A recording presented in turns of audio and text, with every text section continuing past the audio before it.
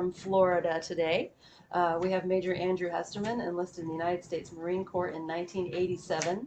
Over 25 years, he rose through the ranks as a pilot, instructor pilot, air officer, officer instructor, deputy air officer, and squadron executive officer. His military career spanned 5 presidents and 4 conflicts before he retired from the USMC in 2013. He is the recipient of the Bronze Star Medal, Meritorious Service Medal, Navy Marine Corps Commendation and Achievement Medals, as well as the Combat Action Ribbon. Andy lives in Florida, where he runs Hesterman Motor Works, building custom cars. So thank you for joining us today. Thank you for having me. Hesterman. And Rob Einaudi is an interpreter living in Bellingham, Washington. Interpreter. Excuse me. It's actually pretty accurate. Robert Einaudi is an entrepreneur living in Bellingham, Washington. He's a graduate of Stanford University and the Iowa's Writer Workshop. So please join me in welcoming Major Andrew Hesterman and Rob Einaudi. Thank you. Thanks for coming out on this beautiful Sunday afternoon in Bellingham. Awesome crowd we have here. Thanks to Village Books for putting this on. Susie and I moved here a year ago, and we love Bellingham and we love this bookstore. Bellingham's lucky to have it. It's a really great community resource and everything else. Andy, did you want to say something at this juncture? Just that Miss Claire was exactly right. You are an interpreter, and that's exactly how right? You interpreted all my gobbledygook and made it into a book. That's true. I did. Dead on, man. So I thought I'd talk for like 5 minutes or so and kind of give background about how this book came to be, try to embarrass Andy a little bit, and then we're going to kind of tag team reading stuff. We picked a couple of selections throughout the book, and so we'll just see how that goes. So every veteran has a story. Some stories are going to be more important than others. Some are going to be more than significant than others. But the men and women in our military sacrifice a lot for us, and I think it's important as a civilian, taxpayer, someone who votes, to listen to their stories when you can, and try to understand what they go through. Obviously, a lot of veterans, this is weird with reading glasses, a lot of veterans don't like sharing their stories. My father was in Vietnam, and wasn't the most popular topic for him to discuss what he did there. I'm old enough to have seen kind of the last parts of Vietnam play out on TV, so I was asking him questions as a kid. Then Apocalypse Now and that kind of stuff's coming out, a lot of popular culture stuff.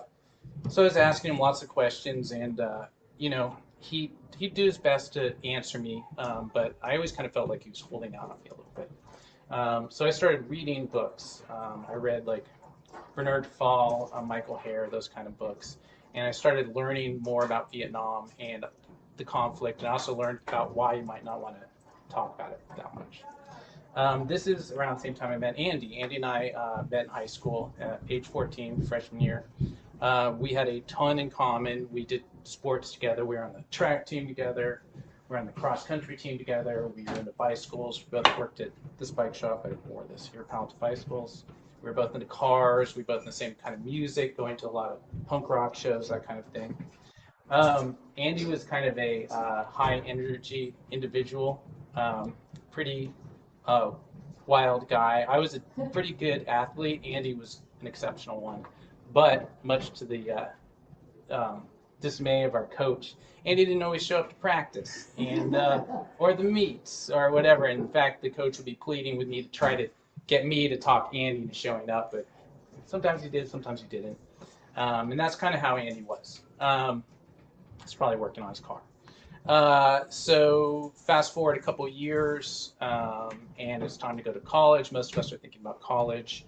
Andy didn't know what he wanted to do, but he knew he didn't want to go to college. So I went to Stanford, so I stayed in Palo Alto, and Andy kind of stuck around and was taking some classes at community college. Sophomore year, I'm living in this hippie co-op very granola. My job there, I think, was making yogurt for the community and stuff. Andy drives up on his motorcycle. He's got his crew cut, comes up to my room, and he's like, I joined the Marines. And I mean, this is 1987, and to paint the picture of that, Vietnam's 12 years in the rear window.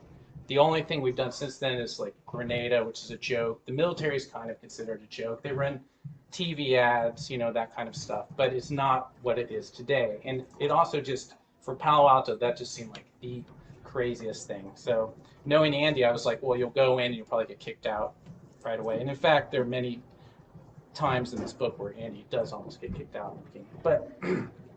But so Andy went off to do that. I started taking creative writing classes. This is before internet, Snapchat, email, and all that stuff. So we'd actually write letters to each other. And the letters I started getting from Andy were crazy. The stories from boot camp, from comm school. And I'm taking creative writing classes, and there's nothing really interesting a college kid can write about. So sometimes I put in one of Andy's stories, and those would get a huge reaction from people. I kept taking writing, and then I went to the MFA program at Iowa. And while I was in Iowa, the unimaginable happened. The United States was going to war, the Gulf War. And it came out of nowhere. It just seemed like the craziest thing. Like Kuwait, we had to look on the map. Where is that? Why are we doing this? And then once that sunk in, I started getting really worried about Andy. Like, is he going to get gassed to death? And there were so many scary stories coming out about what might happen there. So Andy went over there. We're not prepared for the desert. Andy's asking for, literally I was sending him pantyhose to wrap his M16 in to keep the sand out. That's how crazy it was. Sending him food because they weren't even fed that well. I was sending him power bars from the bike shop. So Andy's over there, and then we watched the whole thing on CNN, which was crazy. We've never watched a war on CNN, reading the newspaper accounts. Anyway, so the war happened. Andy came back safe. And the day he got back, we met up at our favorite dive bar, Old Pro, in Palo Alto. And unlike my father, Andy told me everything that happened to him. I mean, we were there. He told me crazy stories. And his stories didn't match up with anything I'd seen on CNN or anything I'd read in the newspaper. So immediately my brain is like, there's something here really important that we need to tell at some point. Now, you can't tell a service member's story while they're in the military, so I'm like, I just need to wait to the right time. I didn't know I'd have to wait another 20 years. That's your limitation. He stayed in the Marines, became a helicopter pilot, flew missions to Kosovo, did 2 tours of Iraq. He ran the air support for the Marines in Fallujah. He was in Afghanistan. So flash forward to 2013, Andy retires, and then a very close mutual friend of ours passes away.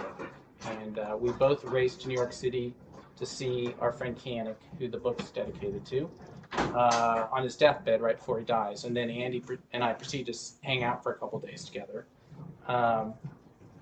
Andy's the same Andy, I'm the same me. We've stayed in touch, but anyway, so on the flight home, I was like, I think we should do a book. So I typed this long email on the flight home and sent it to him when I got home, and Andy said, sure.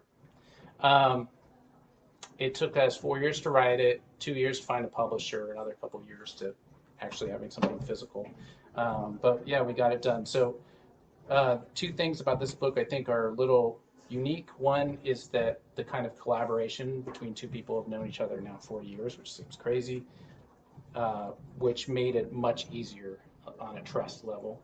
The second part is most books, and when we looked at the other books kind of in the landscape, are usually one battle, one conflict. This one is like 5 battles. And you also get to see Andy go from grunt to officer, and you get to see pretty low-tech post-Vietnam military go to high-tech post-9/11. So those are the kind of 2, I think, things that are somewhat cool about this book. So that's my intro.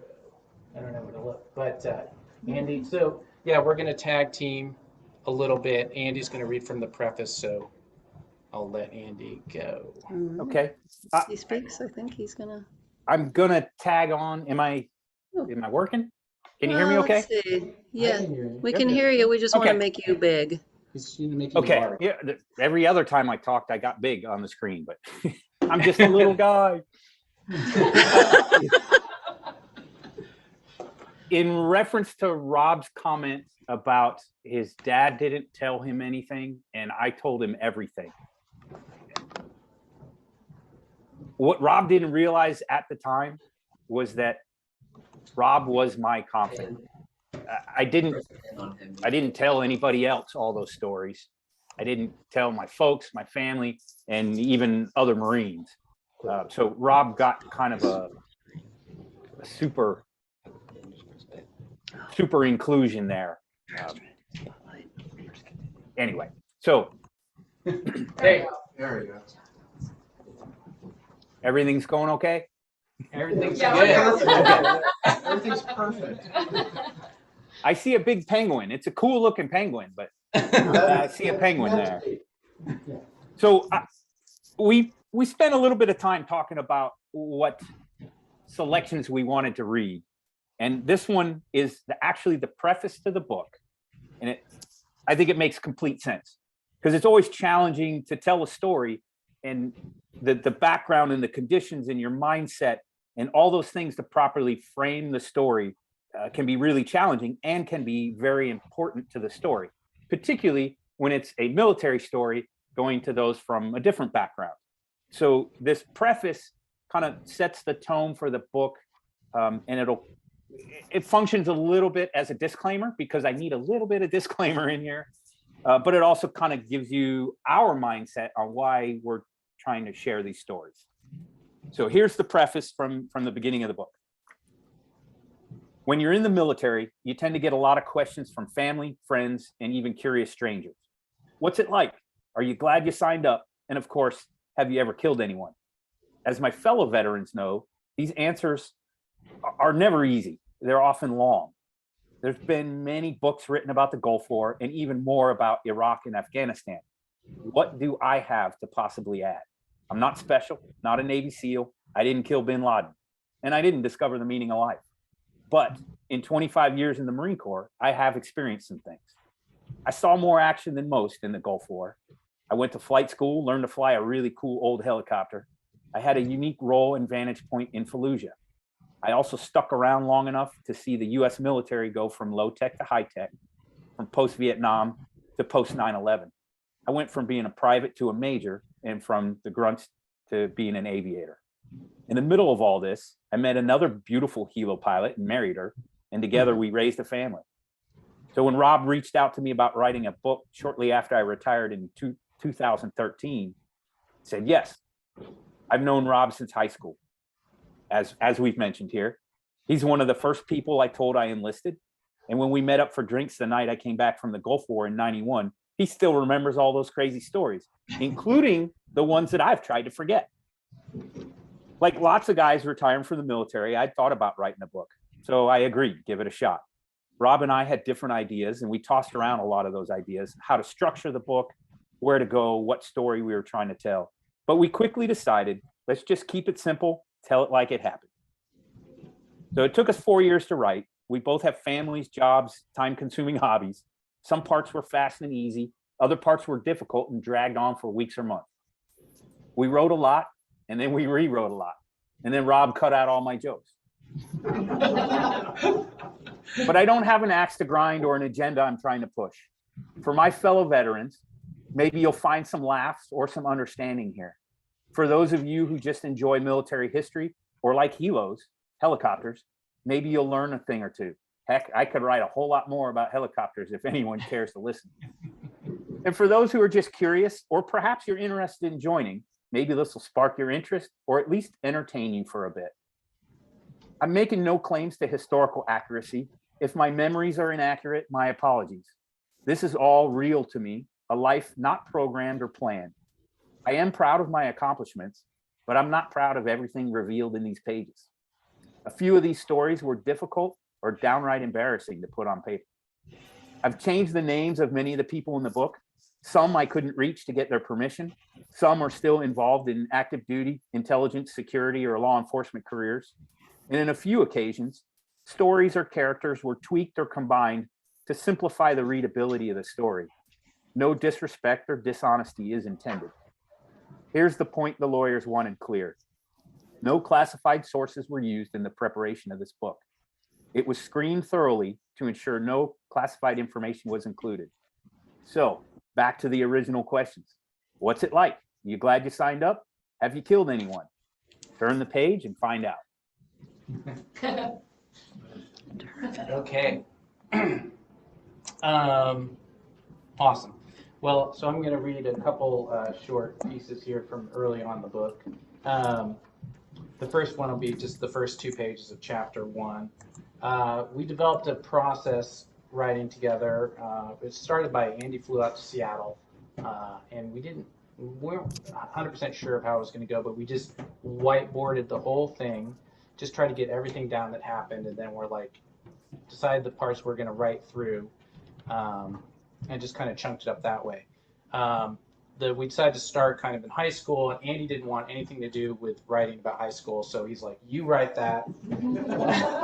So I was like, okay, I'll Rob, write if I could interject one point here. Yeah. This is important to know that Rob's a writer. I am not a writer.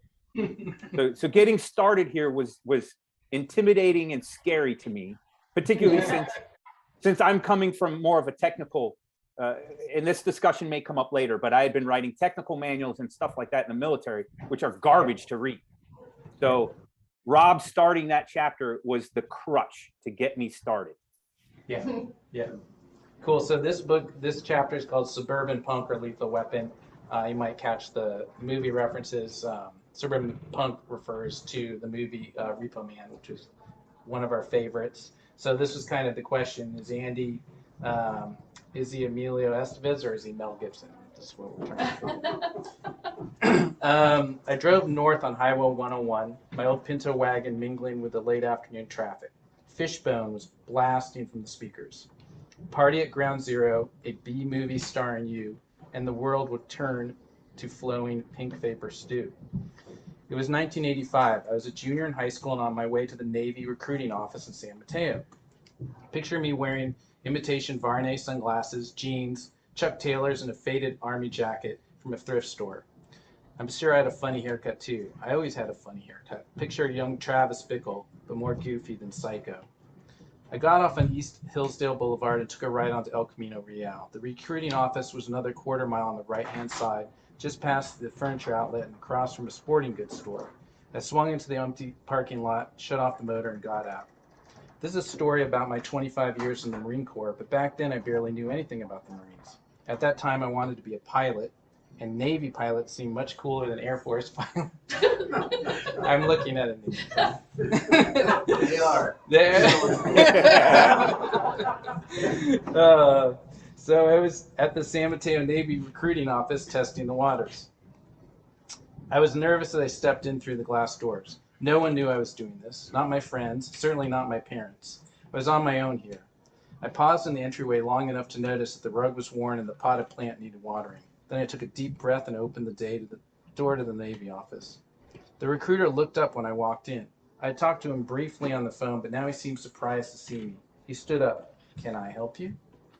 Back then, I didn't know much about uniforms or being quote-unquote squared away, but he was wearing properly fitted and pressed service dress whites. He was a black man, middle-aged, with a receding hairline. There hadn't been many black people in my life up to that point. I was going to school with the children of doctors, Stanford professors, and Hewlett-Packard engineers. Most everyone I knew was white or Asian. What did we say? What was that conversation like? I remember him spouting a lot of buzzwords, as if he'd done a poor job of memorizing a recruiting pamphlet. Things like, launch your career for advancement, outstanding fiscal benefits, you'll be promoting your own professional potential, earn upstanding character.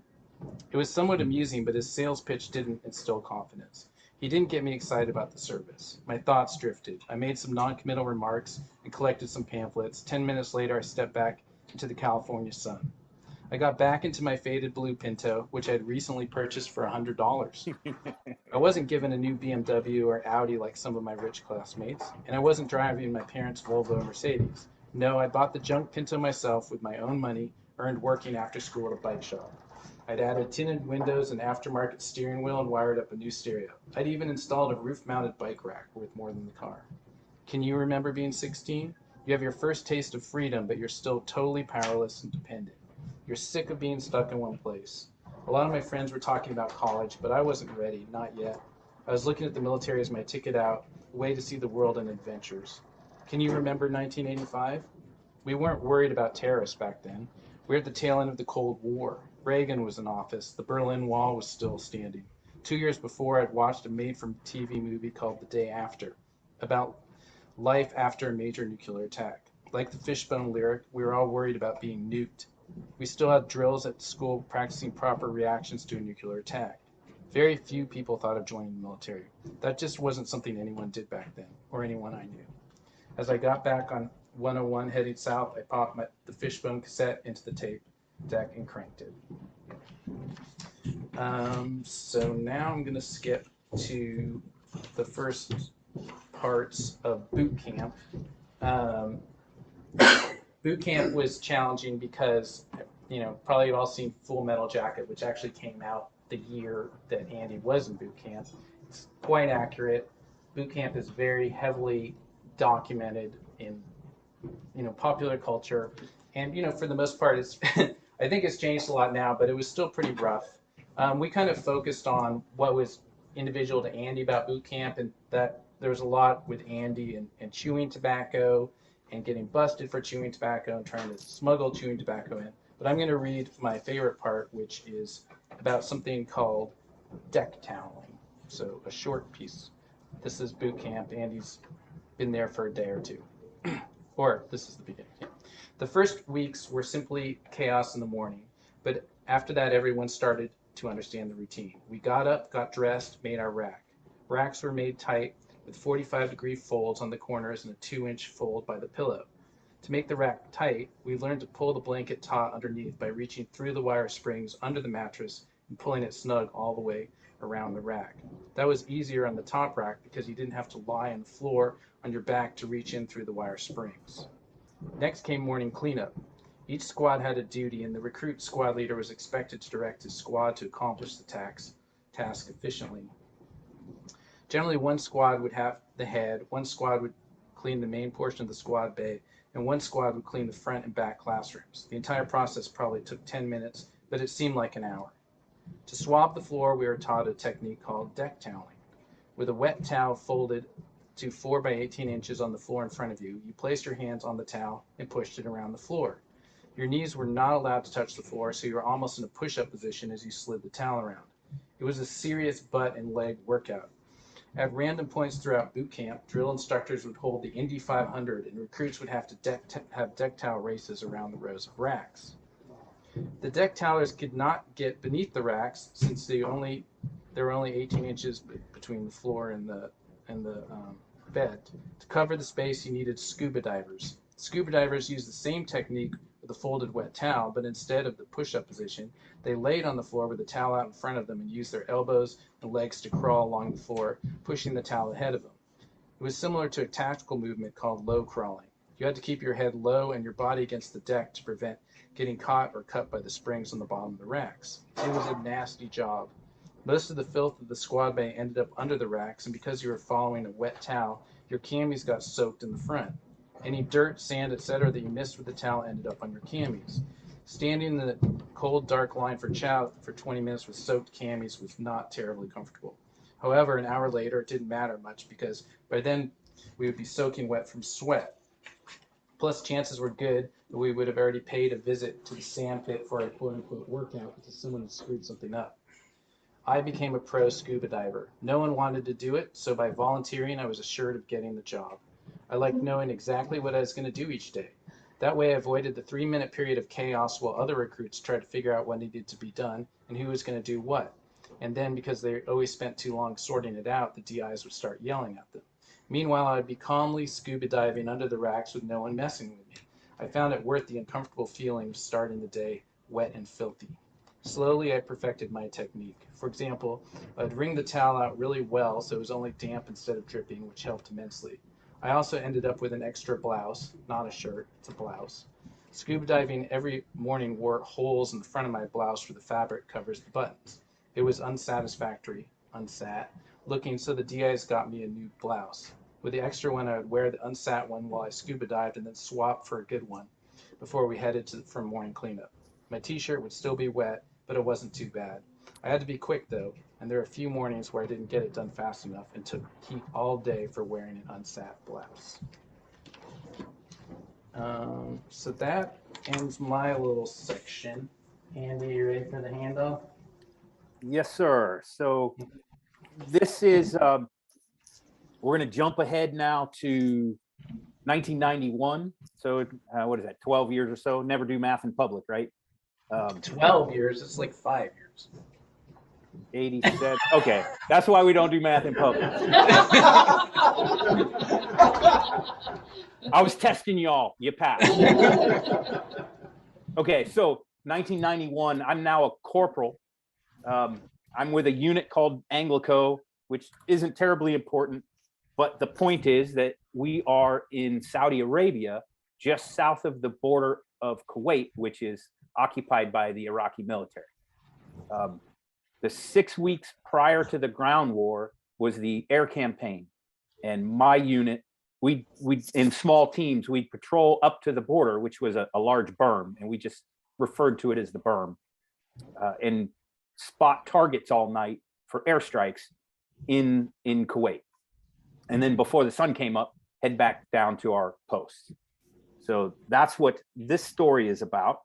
There is just a little bit of descriptive violence here. And an interesting note here is this is the story that I didn't write it. I mean, I wrote it, but originally I didn't write it. And Rob called me out on it because this is one of those that I didn't want to remember. And Rob remembered it from that night at Old Pros. And he said, no, man, that one's very poignant. You have to put that one in there. So I had to write it. And now this is the one that he always wants to read. That being said, I've grown up a little bit and I can tell it, but it's not my favorite. The next trip up to the berm started like all the others. Thunderstruck blared from the tiny little speakers on our boombox while we unloaded, cleaned, and reloaded our weapons, magazines, radios, NVGs, vehicles, etc. Then we gathered around the captain just before sunset to get the final brief. We were headed back to one of the police stations we had been to previously, but no one had been there in a couple of days. We were going to clear it as usual this time, but I got to lead the stack, and I was amped. Point man is usually the one who triggers the booby trap or the ambush, but it's a Marine bravado thing to be the first one, and I've been looking forward to getting my chance. It meant I got to wear one of the 2 pairs of NVGs we had. It also meant I didn't have to carry a radio. The problem with being good with radios is that you always have to carry them, and they're heavy. The drive went up much the same, and we parked the vehicles just about a click south of the police station. It was a little bit lighter that night. The overcast was a little thinner, and we could see the moon and a few stars. We dismounted the vehicles, and I double-checked my NVGs. I could see the outline of the mini castle of the police station on the berm on the horizon. I stayed on one knee in front of the Humvee for a few minutes, letting my eyes adjust and watching the police station for movement. Thompson was next to me, my battle buddy for this go-around. Housen and Peterson were staying with the vehicles, and the rest were fanned out to our sides. In a hushed tone, the captain said, "Whenever you're ready, Heston." I stood up and started my patrol walk, my combat walk, towards the station. I watched the building outline carefully as I walked, then scanned down at my feet, the blurry ground, then out to my left and right. I walked in a slow, deliberate pace, placing my feet by starting on the outside of my heel, rolling down the outside of my foot, and then across the balls of my feet. I'd scan the building, look where my next footstep would land, quick glance left and right, back to the building. The entire time, I had my rifle pointed at the building. 10 meters to my left, Thompson was doing the same thing. His distance was perfect because I was right where things came into focus with my NVGs. When I scanned over his way, I could almost see his facial expressions. It was slow going, but everything was nice and quiet. Eventually, we stacked up at the bottom of the berm. I looked left and right to make sure everyone was in position, then gave Thompson the exaggerated double nod. He followed me up the berm as soon as I started moving. The berm was only 8 feet high at this point, and the slope was fairly gentle. As soon as we cleared the edge, we covered the 5 feet to the south wall of the building, scanning the large window, then the roof line, the edges of the building, then back to the window. The window was just a black hole against the light-colored cinder blocks. It was about 6 feet wide, and the bottom was even with my waist if I were to stand straight up. There wasn't anything in the window. I crouched on the ground, 2 feet back from the wall at the right edge of the window, my rifle pointed up. Thompson was in the same crouch under the left edge of the window. He was facing the left corner of the building. As Faust came up the berm to the building, Thompson rotated to cover the window, and Faust put his back to Thompson's facing the corner. Simultaneously, the captain and Shu were doing the same thing behind me. A double pat on my shoulder told me captain and Shu were ready. Thompson gave me a blurry left-handed thumbs up. I did a quick leg extension, stood up, peeked through the window, and then dropped back to my crouch. I paused just a second to let what I saw sink in. The doorway opposite the window was open and clear. There was a ton of debris on the floor, but it was out of focus, and that was about all I'd been able to take in. I gave Thompson the double nod. He was on his left knee with his right foot on the ground, giving me a step with his right knee. In one motion, I stood up, put my left foot on Thompson's knee, my left hand on his helmet, and sprung up, swung my right leg into the window, and half rolled my back and butt across the windowsill, swung my legs down beneath me, and dropped to a crouch inside. I had intended to bounce off the inside wall and immediately run to the left-hand corner, but I'd miscalculated the distance to the wall. So when I leaned back to push off it, I rocked back on my heels and lost my center of gravity. I was struggling to regain my balance when someone grabbed me from my right. A blurry hand was on my rifle and another hand gripped my right bicep. As I attempted to turn and face my threat, I slid down the wall and rolled up on my back. My attacker rolled on top of me and we were wrestling with my rifle. I couldn't see anything but flashes of green and dark green through my NVGs. I considered attempting a headbutt, but because of the NVGs and the way I was on the floor, I couldn't. I wanted to punch him, but I didn't want to let go of my weapon. That's a cardinal sin in the Marine Corps. It seemed that we wrestled for an eternity, pushing and thrusting, wrestling back and forth with my rifle. Then I realized my K-bar knife was just inches from my right hand. I released my grip on my rifle and in one motion, pulled down on my knife and thrust immediately back up and out. I thrust where I imagined the bottom of my attacker's rib cage would be. The resistance to my thrust gave way so quickly that at first I thought I had missed. But the guttural moan that I heard and felt and the warmth running down my hand told me otherwise. I was pissed, really pissed and confused. I was supposed to be in the corner, ready to fire on anyone coming through the door. Instead, I'm laying on my back, knees drawn up, someone on top of me, and I don't even have proper control of my rifle. I was on my second or third shove and twist, not really drawing the knife out, just kind of pushing harder, when my attacker was lifted off of me and disappeared like a rag doll through the window. I scrambled to my feet and ran to the corner of the room. I sheathed my knife and got my right hand back on the pistol grip, my finger along the trigger well where it's supposed to be. A Marine dropped through the window behind me and went to the right corner. Then another came to my corner. So I crossed to the next corner, slid along the wall to the door. I was at the edge of the door frame just off the wall, choked up on my rifle like a batter going to bunt, but I'm keeping it pointed through the doorway, but choked up so it doesn't protrude through the doorway. The rushing in my ears had finally started to fade, and I was able to start hearing again. I heard a go from behind me. I crossed through the door, headed for the right-hand corner this time, clearing in front of me and to the left. We continued clearing the rest of the building without incident. No one was there.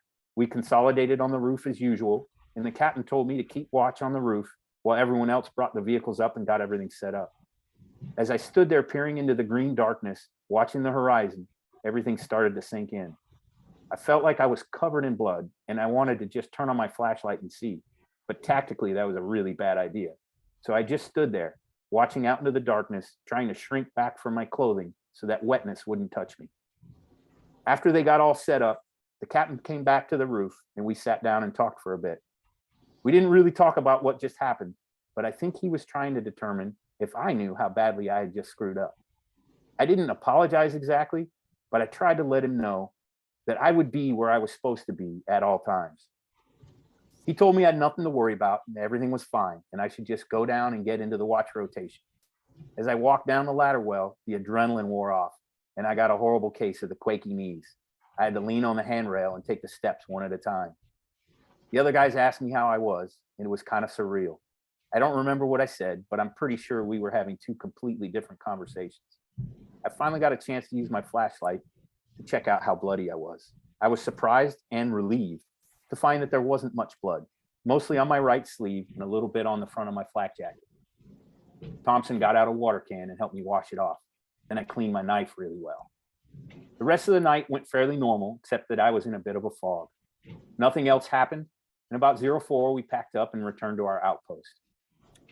I'm sorry, that's at 4 in the morning, 04. I never talked again about what happened with those guys.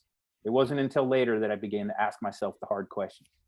I considered all kinds of scenarios, but the most likely was that my attacker had been an Iraqi deserter who had camped out in the police station and was waiting for the right time to walk south and surrender. Because I was wearing NVGs, I never really saw him, and in some ways that was a relief. But when the stories about the conscripts and the threatened families came out, I felt even worse about it. I also thought about how it's every young Marine's wet dream to clear a building in enemy territory and kill your enemy with your bare hands. But the reality of it is something very different, something that no one should wish for. I don't like this story, and through all these years, I've never told my family about it. I probably told only 3 or 4 friends about it, and that was after 3 or 4 or 8 beers too many.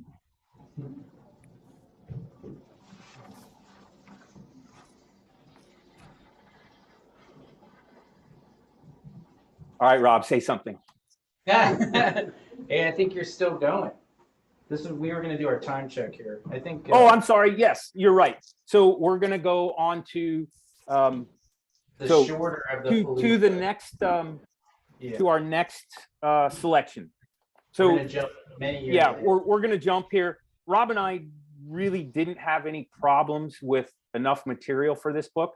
We had the opposite, and I tell you, the challenge picking out the stories that kept the flow and worked, that was the hard part. Putting 25 years into 300 pages was much harder than I ever envisioned. And my fears of, Rob, I don't know if we have enough to write a book, quickly dissipated. But so we're going to jump now. This is a pretty significant jump because we're skipping commissioning and flight school, tours as a Huey pilot, 9/11 happening, a couple of wives, a couple of kids. And so we're jumping all the way to, this is the 12-year jump. Yeah. I don't know. Okay, I'm not doing math. 2004. We are in 2004. So I've done a couple of tours as a Huey pilot, but now I'm at an infantry regiment, the famous 7th Marines, and I'm the air officer. So I'm the guy that organizes, coordinates, handles all the aviation support for anybody in the regiment. So I'm the pilot living, I'm Jane Goodall living amongst the apes. I'm the pilot living amongst my earth brethren. And there is a little friction between those different jobs. So air officer at 7th Marines, my position or where I'm usually at is this thing called the Command Operations Center, which is probably pretty much like you envision it. It can take a lot of different forms. It can be on the back of a truck.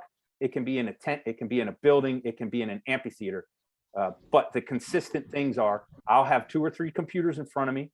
I'll have 2 or 3 radios, and there'll be a giant screen on the wall somewhere that the battle captain, the guy that's kind of organizing all the regimental activities, he can take whatever I need and put it up on that screen. So as I'm watching drone feeds, which I refer to them as UAVs, but you will probably know them as drones, or aircraft imagery, he can push it up to that big screen so everybody can understand what's going on.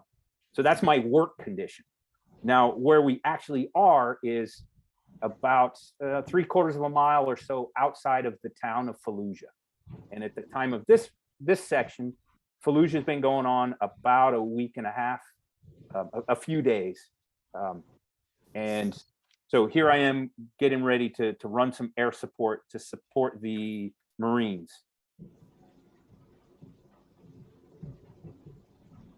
1-8, 1st Battalion, 8th Marines, was setting up for a renewed push the next morning. In the Command Operations Center, I could see on the screen the Marines stacking up on the north side of an east-west running 10-foot tall cinder wall. The wall was at least 8 blocks long and on the north side of a fairly sizable street. From the positions of where the Marines were bunched up with their backs to the wall, I estimated they were adjacent to the large steel doors that were typical of the Fallujah architecture. As the UAV continued its orbit, this is watching the drone feed, I got a view of the southern side of the wall, and I saw there were dozens of insurgents stacked up there, literally 6 inches from the Marines on the north side of the wall. While waving and pointing and shouting at the screen of the UAV feed, I shouted to the radio to the air officers to hold their Marines in their position. There were bad guys on the south side of that wall. As soon as the battle captain caught what I was on about, he was on the operations radio passing the same warning to the company commanders. The bad guys had set up a perfect trap. The Marines would have come pushing through those gates out of the wall, facing south, oriented towards that first row of buildings. Their backs would be to dozens of bad guys waiting for them with their backs to the wall. The Marines stopped moving on the screen, so it seemed that a crisis had been averted. Now it was time to seize the opportunity. Simultaneously, I asked the air officers and the battle captain if we could get the Marines off the wall and back into that first row of buildings to the north. Then I'd run a section of F-18s down the street, blazing 20 millimeter through that row of bad guys waiting against the wall.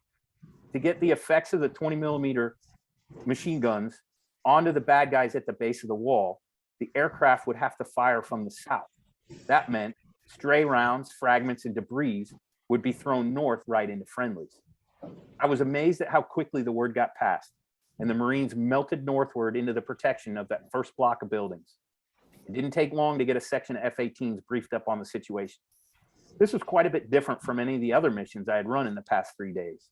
So I spent a little more time describing the situation and the desired results. The pilots agreed with my plan and had the wall in view in their sensors. A double check from the Marines that everyone was clear, and I got a time on target approval from division. The F-18s were cleared hot and they made their gun runs. Just 30 seconds apart, the 2 aircraft chewed up the base of the wall and the north side of that street with thousands of rounds of 20 millimeter. The destruction was incredible. This was different than dropping a building or knocking over a minaret. I could see the effects of large caliber machine gun rounds hitting human bodies.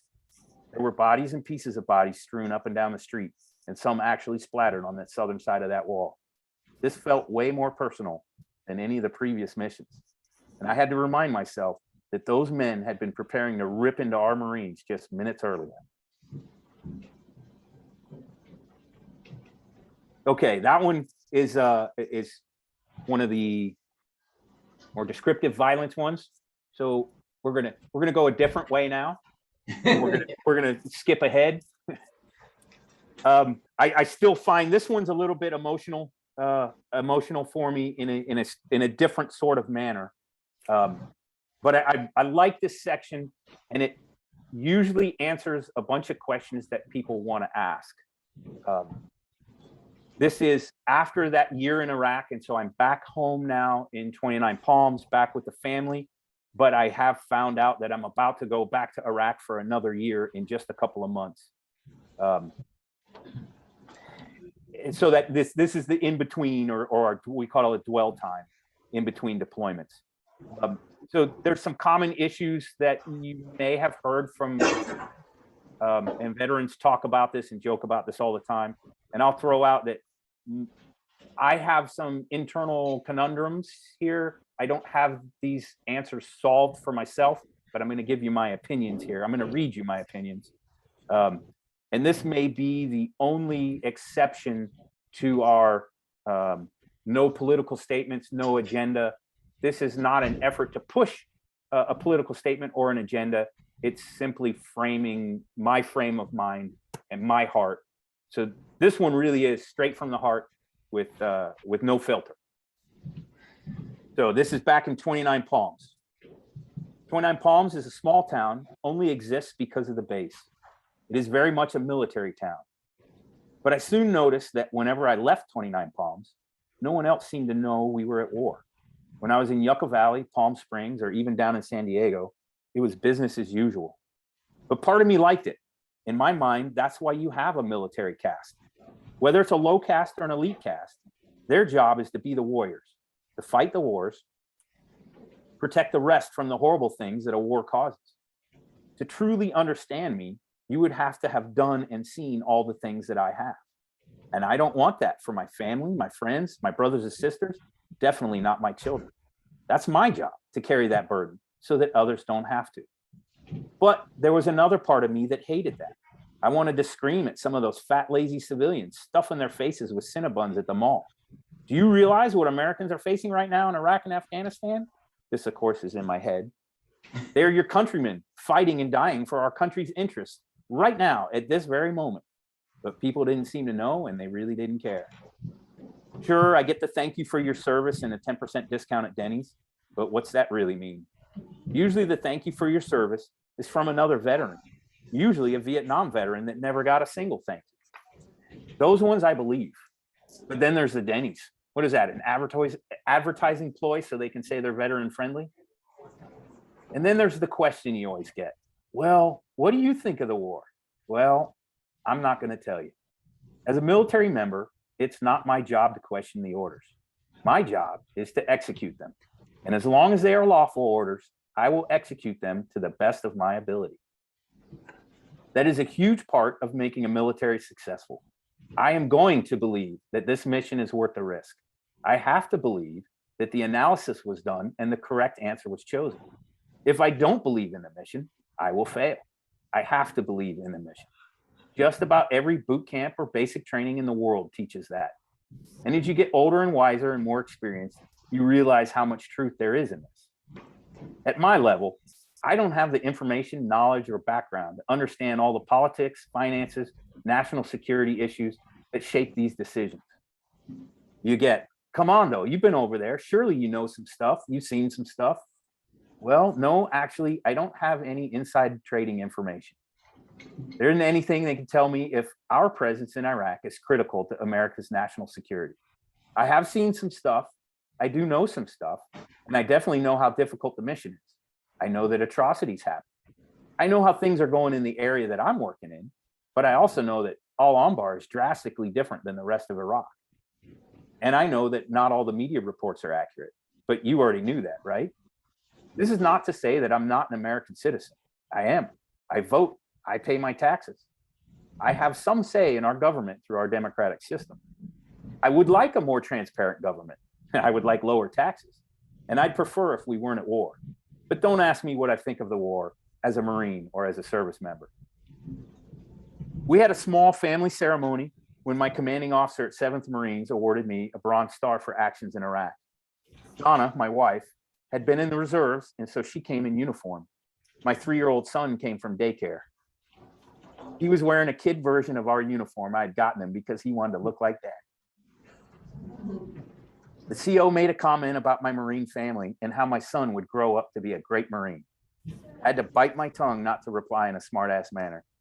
The CO meant it as a compliment. And yes, if my son or my daughter decides to serve, I will be the proudest Marine father.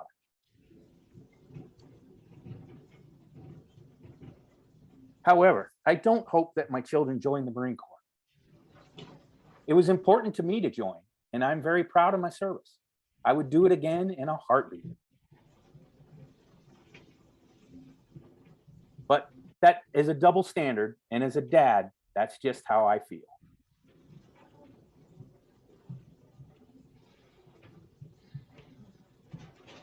So the next one, Rob, is you reading Angels. Yeah, I'll read it. This will finish it out, and then if we have time for me to do some questions. Okay. Andy asked me to read this one because this one is too hard for him to read. This is right toward the end of the book. This is in Afghanistan, so I think pretty close to Andy's retirement. I don't know what year this would be, Andy. Maybe 2010. 10? Yeah, I think 2010. Yeah. Yeah, 2010. So here we go. We refer to KIA personnel as fallen angels. The flights that move them are called angel flights. The organization that collects them, cleans them up, and prepares them for flights back home to the States is called mortuary affairs. They do an incredible job for our fallen angels. Sometimes they don't have much to work with, unfortunately, and they are always on a short timeline. The standard is to have the deceased back to the mortuary affairs in 24 hours and on a flight back to the States in 48 hours. We usually have them back to mortuary affairs in 12 and on a flight home in 24. The priority of an angel flight was only superseded by troops in contact or medevac flights. Plenty of times I had significant VIP flights that volunteered to either delay or bring an angel back with them. This is true of both civilian government VIPs and military VIPs. I've been on several flights with fallen angels, and it is an intense experience. Nothing about the flight really goes any different than other than the angels loaded last and unloaded first. But sitting in an aircraft next to a body bag or a silver aluminum box is sobering and emotional. Camp Leatherneck is one of 4 or 5 major airfields that had international flights, so the majority of our troops who were killed flew into Camp Leatherneck. We would have an angel ceremony to meet every angel flight. An email would go out to everyone in the camp, and everyone who wasn't actively engaged in something was supposed to go. Of course, some made more of an effort than others. I went to about 50 ceremonies during the 13 months I was there, but that probably accounted for only 30% during that time frame. The actual ceremony is simple. 2 lines of people march out to the back of the aircraft after it stops. The aircraft opens its tail ramp, and everyone faces inboard and salutes as the escorts carry or wheel the angel from the aircraft between the 2 lines of people and into the mortuary affairs hangar. After the door closes, everyone faces back the way they came and march off. It's all executed with tight, controlled military precision in the rain, blowing sand, freezing cold, or stifling heat. I had a lump in my throat at every single ceremony. Sometimes you knew the name of the individual and sometimes you didn't. In November 2010, we had a ceremony for First Lieutenant Robert Kelly. As Lieutenant General Kelly, Robert's father, stated many times, Robert's death was no more or less tragic than the thousands of other deaths, but his angel ceremony stays with me a little longer than the others. As a father, I can't fathom how difficult that must have been. So that's it for reading. Did you want to add anything else before questions, Andy? No, I think we're ready for questions if anybody has any. Yeah, if you guys have any questions. Rob, I was curious about, did you guys choose the title Radioman, or and if so, I mean, obviously I appreciate that there was you were operating a radio, but was there other significance to that? Yeah, so did you hear I heard the it. question? He heard it. For the People at home. The question is about the title and where it came from. So I always like to start a book with a working title, whether we stick with it or not. And so initially our working title was Danger Close, even though we knew that was a little bit of a cliche. It did kind of have some relevance throughout the book. Andy, there's some stuff early in the book about Andy wanting to be, I think, a machine gunner, and he gets kind of hoodwinked into becoming a radio man. But the radio man thing extends throughout the book because even in Fallujah and stuff, he's effectively still acting as like a communication. So that's kind of the tie-in. There's some other aspects too around the chat room stuff. Andy actually got some changes made in the way he actually re-implemented Radioman language into the computer chat rooms to make sure they didn't have miscommunications. So that's kind of, does that sound right, Andy? Yeah, the one other piece that I would add that it's in my mind, so I don't know if everybody would pick it out reading the book, but the mentality and the things that make you a good radio man are the same things that make you a good helo pilot.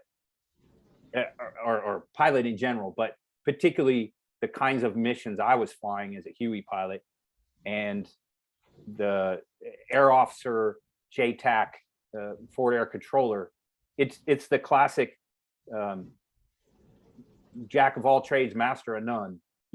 Obviously as a radio man, you got to know how to work your radio, but you also got to know what the guy next to you is doing, what the guy on that side, 2 layers up, 2 layers down, and the CO is all in your trash all the time to, hey, who's the, like, sir, I'm just the radio man, right? I just take messages and make sure the batteries are fresh.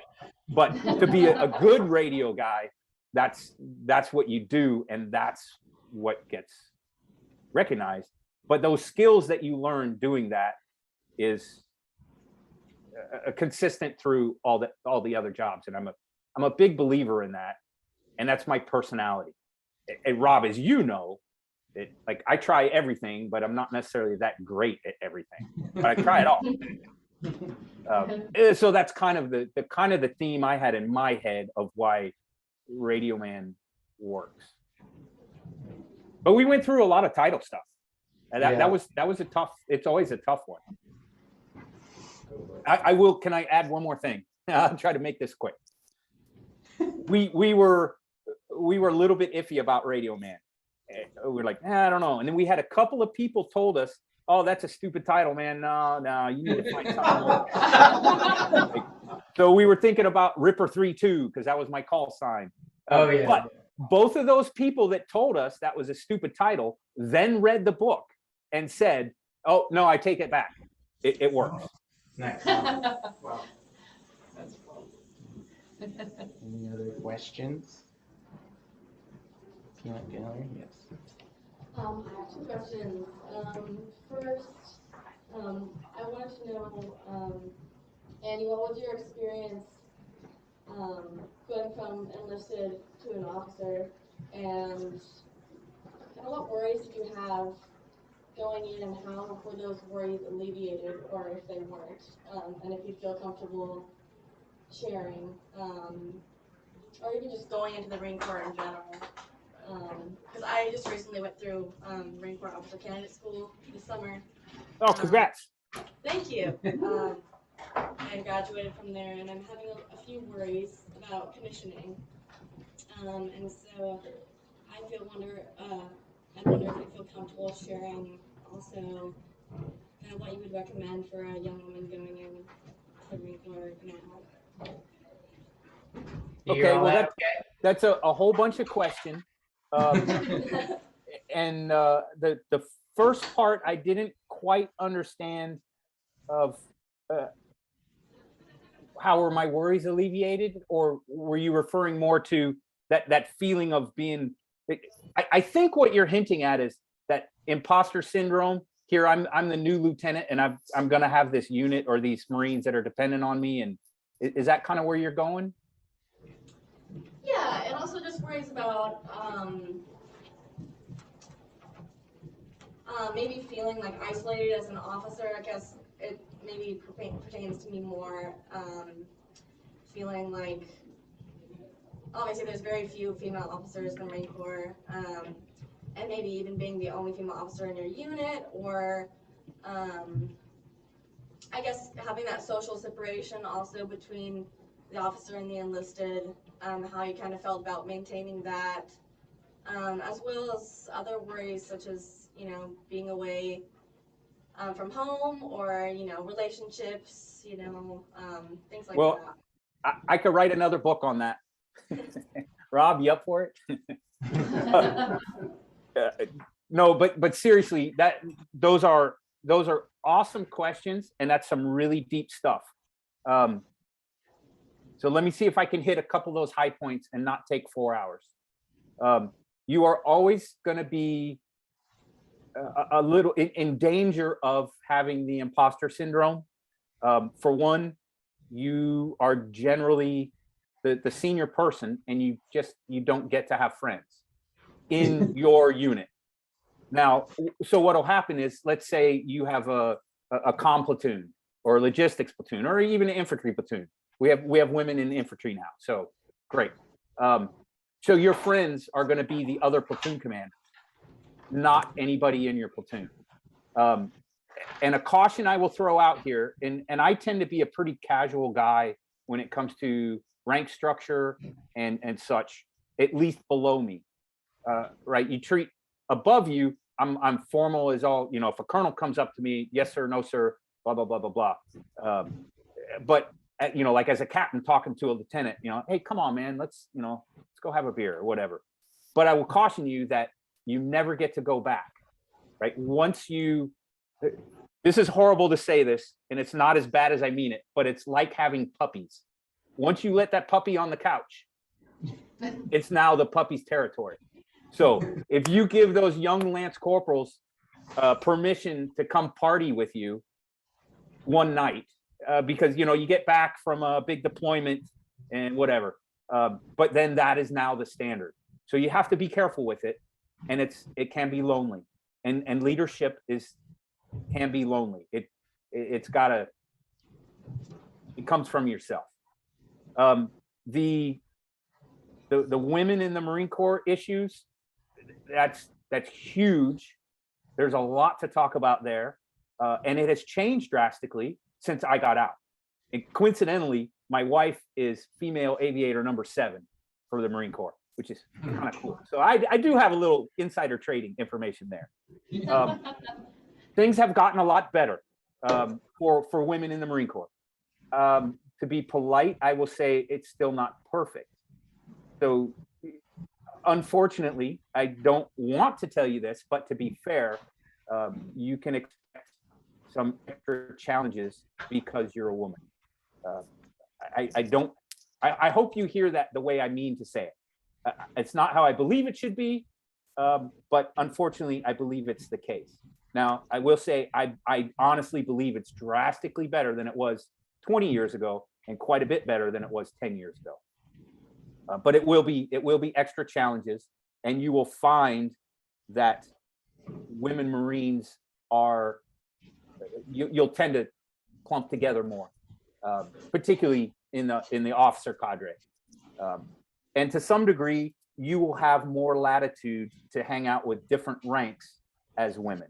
For example, my wife hanging out in the squadron was the only female officer. So she hung out with a couple of women staff sergeants, which in general would be frowned upon. Like if I went out and hung out with a couple staff sergeants all the time, and male staff sergeants, it would be frowned upon because it's crossing rank structure. Now, it doesn't mean you can't hang out with them and have conversations with them and talk to them and such, but I mean palling around, you know, like going out into town and having beers or whatever. So you will find some places where it's okay. So does that give you a little bit? Yes, thank you. I would recommend, and by the way, congratulations on graduating OCS. That's huge. It's a huge challenge. TBS will be next, and I could talk about TBS for hours too, but I won't. Join some forums, or try to find some groups. Did you do it through NRTC, or did you do PLC, or what platform? PLC combined for the 10 weeks. Okay, well that's the best way to do it. I did the same thing, 10 week. Yeah, Ironman. I don't know what to recommend to you of how to find a social support group, but if you can, I think that would be fantastic. You're welcome to DM me on, if you're on Instagram, Radioman the book, and I'll see if I can find a couple of groups that at least you can read what everyone else is saying. You're at a critical point that we should be supporting you, and you know, all of us old people that have done it should be feeding you our information. So I would like to try to help with that, but I'm not sure what I can do. But shoot me a DM if you'd like, and I'll see if I can connect you with somebody. Great, we'll do. Thanks for coming. Any more questions from the crowd? I just have one comment. So Andy, this is John. Hey, So, John. you know, I grew up being around Andy when he was in high school. And knowing Oh that shit, here we go. definitely off for something different. And I'm sure I was like a lot of his friends were like, what the hell is he doing? But, you know, I'm glad that you found yourself. Maybe not all of yourself, but you found yourself, you found your wife, you found your career, and you did a lot of things that really helped everyone in the States. And yeah, it was when I read this book, it was like catching up with a friend. So I really appreciated it, and I really enjoyed this book and recommend it to all non-military folks. Thanks, brother. Awesome. Well, thank you. Thanks, Claire. Yeah.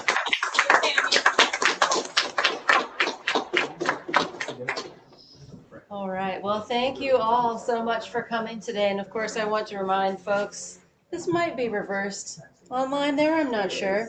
But, awesome. So this is the book that we're talking about. For those of you who are viewing the recording of this event, this book is, of course, available from villagebooks.com. Or we encourage you to purchase it from your favorite independent bookstore, wherever you may be. So once again, thank you so much, Rob. Thank you so much, Andy, for joining us. And best wishes to you and to your family, and to you as well. You guys can't see. Oh, yes, there he is. All right. And so thank you all so much. And with that, we'll say goodbye. Yeah.